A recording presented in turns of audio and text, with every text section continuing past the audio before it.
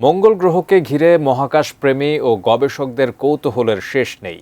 তবে এই কৌতূহলে মাত্রা এবার আরও যোগ করেছে লাল গ্রহটির সিডোনিয়া অঞ্চলের কিছু রহস্যময় পাহাড়ি গঠন। বলা হচ্ছে এসব কাঠামো একসময়কার বিশাল জলাশয়ের তীরে গড়ে ওঠা কোনো শহরের অংশ। কিন্তু এই বিষয়ে বিজ্ঞান কি বলছে, বিস্তারিত জানাচ্ছেন শিহাব ইসলাম। মঙ্গল গ্রহের বুকে সত্যিই কি একসময় গড়ে উঠেছিল উন্নত কোনো সভ্যতা? কয়েক দশকের পুরনো এই রহস্যে নতুন করে আগুন জ্বালিয়েছেন ইউএফও গবেষক ও এনসিয়েন্ট এলিয়েন্স অনুষ্ঠানের পরিচিত মুখ জেসন মার্টেল। তার দাবি, লাল গ্রহের সিডোনিয়া অঞ্চলে ছড়িয়ে থাকা অদ্ভুত কিছু পাহাড় ও টিলা নিছক প্রাকৃতিক গঠন নাও হতে পারে, বরং এগুলো হারিয়ে যাওয়া কোনো উপকূলীয় নগরীর চিহ্ন হতে পারে।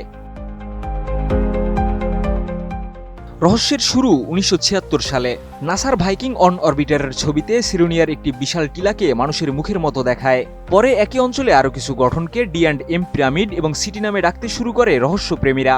সম্প্রতি এসব পুরনো ছবি ও ভূপ্রকৃতি বিশ্লেষণ করে মার্টেল দাবি করেন, উঁচু ভূমি আর নিচু সমতল এলাকার মাঝে একটি স্পষ্ট সীমানা রয়েছে, যা কোনো প্রাচীন সাগর ও হ্রদের তীররেখা হতে পারে। বসুন্ধরা টিস্যু, অশুদ্ধতার বিরুদ্ধে এক বিন্দুও ছাড় নয়। মার্টেলের যুক্তি, ওই সম্ভাব্য তীররেখা ঘিরেই তথাকথিত ফেস, পিরামিড ও অন্য কাঠামোগুলো অবস্থান করছে। পৃথিবীতে যেমন ভেনিস, আলেকজান্দ্রিয়া, আমস্টারডাম, সিঙ্গাপুর কিংবা ম্যানহাটনের মতো বহু নগর পানি ও বাণিজ্যিক পথকে কেন্দ্র করে গড়ে উঠেছে, মঙ্গলেও একই ধরনের কোনো বসতি ছিল বলে তার ধারণা। এমনকি মুখসাদৃশ্য বিশাল টিলাটিকে তিনি জলাশয় ও শহরের উপর নজর রাখা কোনো স্মৃতিস্তম্ভের সঙ্গে তুলনা করেছেন। তবে এখানেই আপত্তি বিজ্ঞানীদের। নাসার মার্স গ্লোবাল সার্ভেয়ার ও মার্স ওডিসি থেকে পাওয়া অনেক বেশি স্পষ্ট ছবিতে দেখা গেছে, বিখ্যাত ফেস অন মার্স আসলে একটি ক্ষয়প্রাপ্ত প্রাকৃতিক মেসা বা পাহাড়ি টিলা। নাসা বলছে, বাতাসের ক্ষয়, মধ্যাকর্ষণজনিত ভূমিধস এবং দীর্ঘ সময়ের ভূতাত্ত্বিক পরিবর্তনই এই মুখসদৃশ্য অবয়ব তৈরি করেছে। তথাকথিত ডি&এম পিরামিডকেও নাসা পিরামিড নয়, বরং ক্ষয়ের পর টিকে থাকা প্রাচীন শিলাস্তরের অংশ হিসেবে বর্ণনা করেছে।